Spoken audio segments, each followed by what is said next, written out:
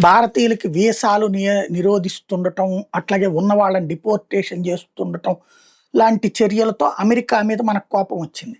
కాబట్టి అమెరికా చేసే చర్యలని మనం నెగెటివ్ కోణంలోనే చూస్తున్నాం. అలాగే అమెరికాని చిన్న దెబ్బ కొట్టిన అంటే 100 దెబ్బలు తిన్నటువంటి ఇరాన్ ఒక చిన్న దెబ్బ కొట్టిన అబ్బా సూపర్ సూపర్ అంటున్నాం.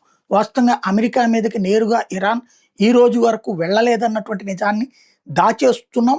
సైకలాజికల్‌గా మనం మర్చిపోతున్నాం కావాలని.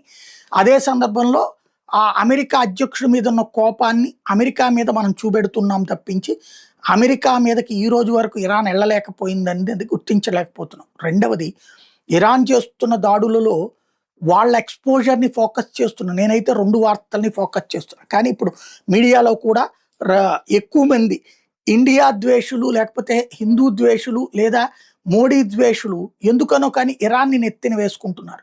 అది వామపక్ష భావజాలము, లేదంటే యుద్ధంలో కొట్టేవాడికి వెనకాల మనం ఉండాలనుకుందాం అనుకుంటే, పోనీ మొన్న మనం కొట్టాం పాకిస్తాన్, కానీ మనం వెనకాల ఉండలేదు. అదొక విచిత్రమైనటువంటి జాడ్యం.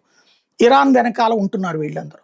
కానీ ఇక్కడ గుర్తించాల్సిందేంటంటే, ఇరాన్ ఇప్పటిదాకా 79 దఫాలు 9000 మిస్సైల్ వాడింది. అమెరికాకి సంబంధించినటువంటి ఎయిర్ బేస్‌ల మీద, ఇజ్రాయెల్ మీద, సౌదీ అరేబియా మీద, దుబాయ్ మీద, టర్కీ మీద, సైప్రస్ మీద, ఖతార్ మీద, ఒమన్ మీద, కువైట్ మీద, బహ్రెయిన్ మీద, జోర్డాన్ మీద. ఇంతవరకు ఇన్ని దాడులు చేస్తే కేవలం 119 మాత్రమే లక్ష్యాల్ని ఛేదించినాయి. వాళ్ళు ఇంటర్సెప్ట్ చేయగంటే ఎయిర్ డిఫెన్స్ సిస్టమ్స్‌ని దాటుకుని వెళ్లి దెబ్బతీసింది కేవలం 119 మాత్రమే. అంటే 9000 మిస్సైళ్లలో కనీసం 10% కూడా రీచ్ కాల.